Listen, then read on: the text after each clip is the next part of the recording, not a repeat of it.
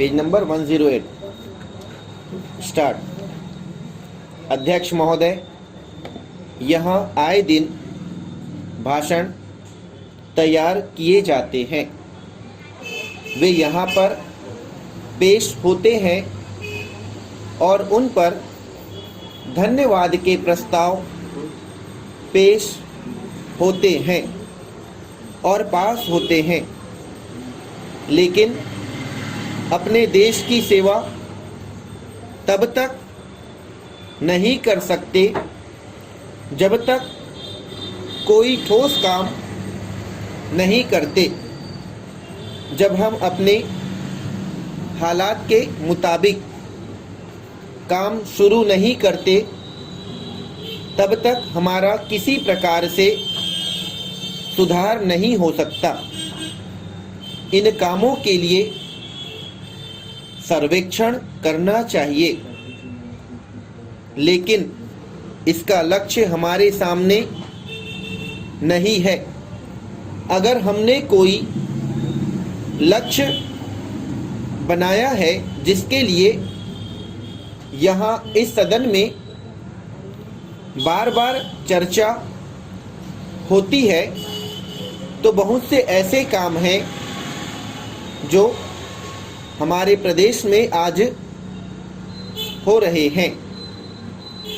बहुत से काम ऐसे हैं जिन पर हम तेज गति से काम कर रहे हैं। मिसाल के तौर पर इस शिक्षा के बारे में कई बार सदन में कहा गया कि देश की जो शिक्षा पद्धति है वह हमें अंधेरे की ओर ले जा रही है। वह शिक्षा जिसके द्वारा इस देश ने संसार भर में गौरव प्राप्त किया था, वह शिक्षा जिसके द्वारा संसार ने हमें अपना गुरु माना था, वह आध्यात्मिक शिक्षा जिसके द्वारा संसार हमारा लोहा मानता था, उसे आज हम त्याग रहे हैं और अब हम दूसरी शिक्षा की तरफ जा रहे हैं। हमारे बच्चे अपने इतिहास को छोड़कर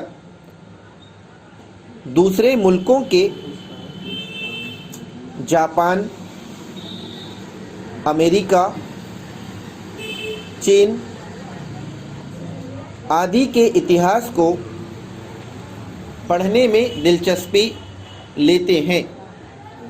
हम अपनी चीज़ों को त्याग कर पश्चिम की नकल कर रहे हैं।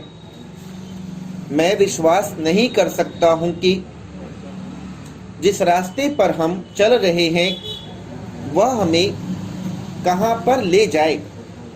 वह शिक्षा जिसके द्वारा हमने सारी दुनिया में मिसाल पैदा की थी, वह शिक्षा जिसके द्वारा त्याग और तपस्या का उदाहरण हमने पेश किया था, उसे छोड़कर अब हम अवनति की ओर बढ़ते जा रहे हैं। अगर हमें अपने जीवन को ऊंचा बनाना है तो हमें वे उपाय करने होंगे जो पहले हमारे देश में विद्यमान थे, लेकिन हम उन उपायों को भूलकर दूसरी तरफ भाग रहे हैं। अभी कुछ दिन पहले मैं दिल्ली गया था। उन्होंने किसी जनसभा में भाषण दिया और शुद्ध हिंदी में भाषण दिया। मैं आपको अपने एक मित्र के बारे में बता रहा हूँ।